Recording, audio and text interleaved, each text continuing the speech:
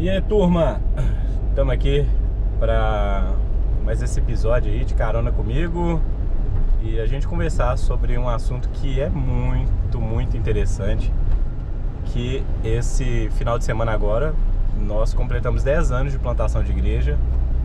Em 2023 a gente entendeu que ela já estava plantada e havia se tornado uma igreja ali, né, estável, questões de pessoas, econômicas, uma liderança já estava estabelecido, né? Então o processo de plantação da igreja ele durou praticamente 8 anos, a gente pode dizer,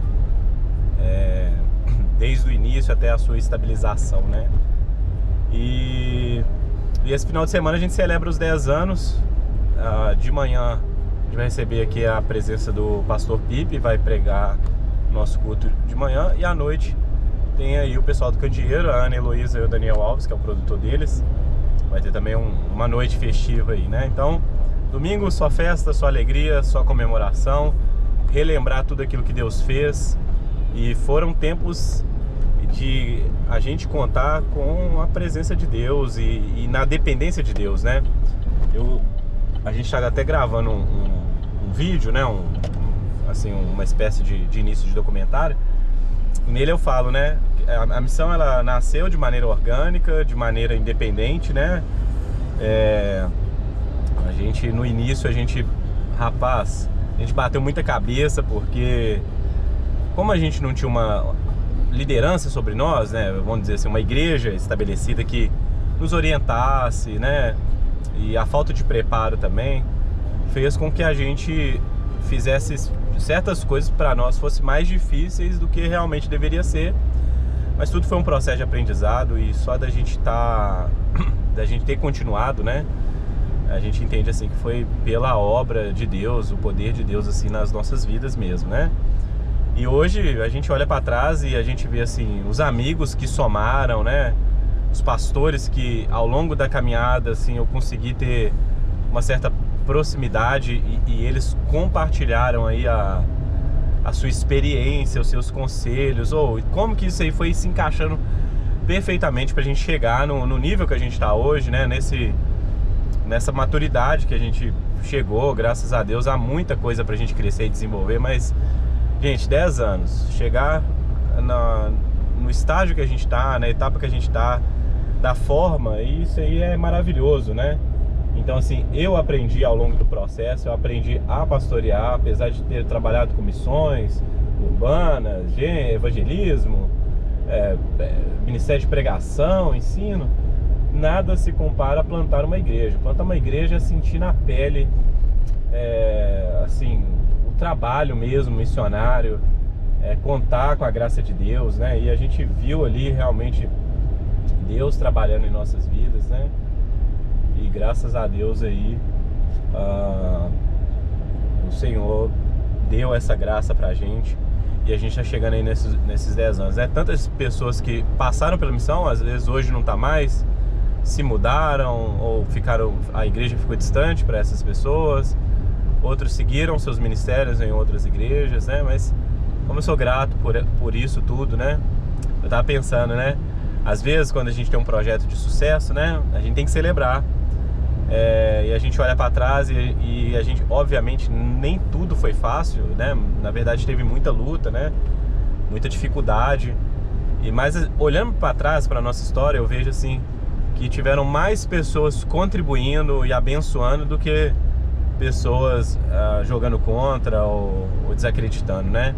Então assim, que Deus alcance essas pessoas aí de alguma maneira, né?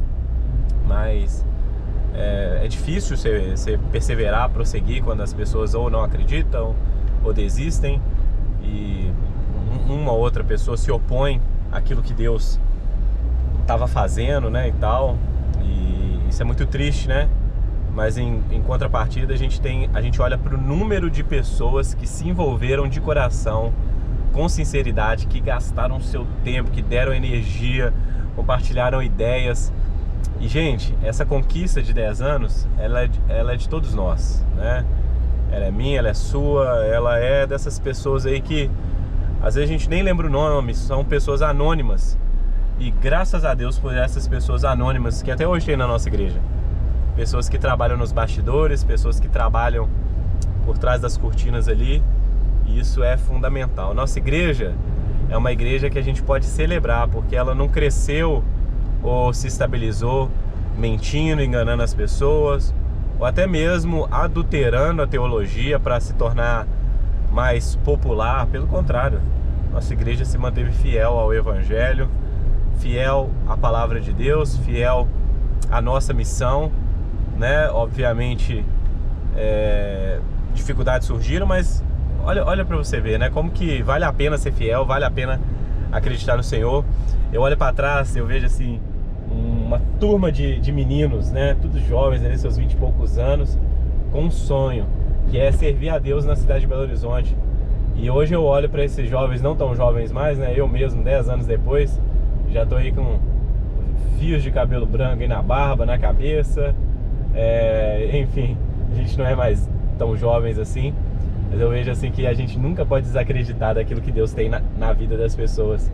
Naquela época, 10 anos atrás, tinha 24 para 25 anos, e eu era só um menino. Talvez hoje, se eu conversasse com um menino de 24, 25 anos e ele me falasse que queria plantar uma igreja, eu não sei se eu botaria tanta fé assim. Eu talvez teria desconfiança, teria que ouvir ele mais.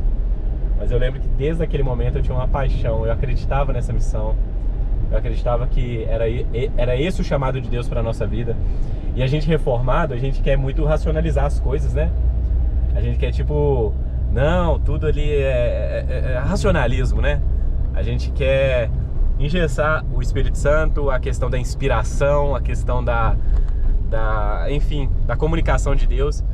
E eu carrego até hoje isso comigo, é a questão de que eu tive uma inspiração de Deus, né? Deus inspirou essa igreja no meu coração, e eu acreditei naquilo que Deus tinha para minha vida, e acreditei que eu poderia ser usado por Deus juntamente com aquelas outras pessoas que estavam ali.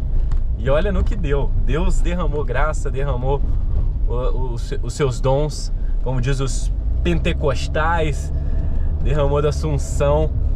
E olha onde a gente chegou. Claro, muita coisa precisa melhorar.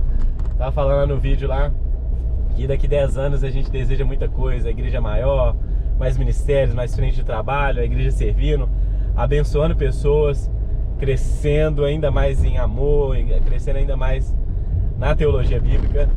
E assim, eu não duvido de nada. Eu acredito nisso, eu acredito que a gente vai ter feito muito mais coisas, mas a gente tem que entender que é agora. Agora é o nosso tempo. Agora é a hora de trabalhar, agora é a hora de suar, agora é a hora de sonhar. Agora é a hora de investir. Então a missão, ela continua a mesma. Ela só mudou o endereço. A missão, ela continua a mesma. Ela só tem 10 anos de jornada. Mas é a mesma missão, a missão é glorificar a Deus. E vamos que vamos. Lembro de todo mundo, os principais ali que estavam ali naquele início ali, né?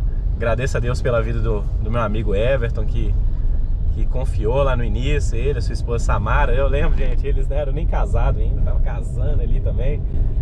Doideira demais, Giana, Ara, né? O Igor, Agir.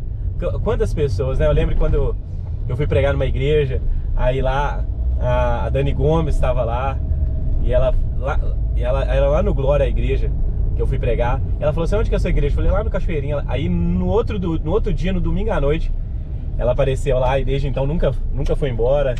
Então eu lembro de tantas pessoas. A Rosinha, irmã Rosinha, que é a mãe do Ever, assembleiana, décadas, investiu, acreditou na igreja, estava lá. Então tantas pessoas que chegaram, assim, a gente não... Eu lembro, uma vez eu tava chegando, assim, à tarde, o nosso culto era 6 horas, estava no horário de verão. Eu cheguei, tinha 2 meninas lá na lojinha que a gente tinha no Cachoeirinha lá, Débora, Karina. Gente, é doideira demais. Cada pessoa que chega, até hoje eu fico olhando pra essas histórias. Como que você chegou na missão? Encontrei no Instagram, um amigo me falou, eu tava passando aqui na porta da igreja. Tudo isso é ação do Espírito Santo, é ação de Deus. Então, que doideira a gente poder celebrar isso nesse momento. Eu sou grato a Deus por tudo isso que aconteceu. E, gente, vale a pena a gente sonhar. E como o apóstolo Paulo, que desejava alcançar nações, os povos gentílicos, a gente também precisa sonhar e desejar alcançar pessoas na nossa cidade. Então Deus nunca levanta pessoas ou estabelece visões sem propósito, é sempre com propósito. Ele quer alcançar pessoas. E há muita gente para alcançar na cidade de Belo Horizonte, há muita gente para alcançar aqui. A nossa igreja está na região da Pampulha, região norte, muitas pessoas mesmo. Então eu oro a Deus, nós estamos orando por líderes, nós estamos sonhando com mais grupos de crescimento, nós estamos desejosos de que essa missão não pare em nós, que a gente tenha um legado para transmitir para as próximas gerações. E isso, como eu digo, se o Senhor não interromper todo esse trabalho, toda essa atividade e não voltar antes. Que Ele nos encontre trabalhando, que Ele nos encontre honrando aquilo que Ele deixou nas nossas mãos. Então estou feliz demais por isso e só tenho a agradecer. Se você tem uma história legal com a Missão 1618, se você tem algo, se você se lembra disso aqui que eu falei aqui, me ajuda aqui nos comentários aqui, vamos relembrar isso. Conta uma coisa legal, uma coisa inusitada aí que aconteceu na história da missão. Me conta como que você chegou aqui. Vai ser bom demais a gente relembrar isso e que fique registrado para as próximas pessoas. Deus abençoe.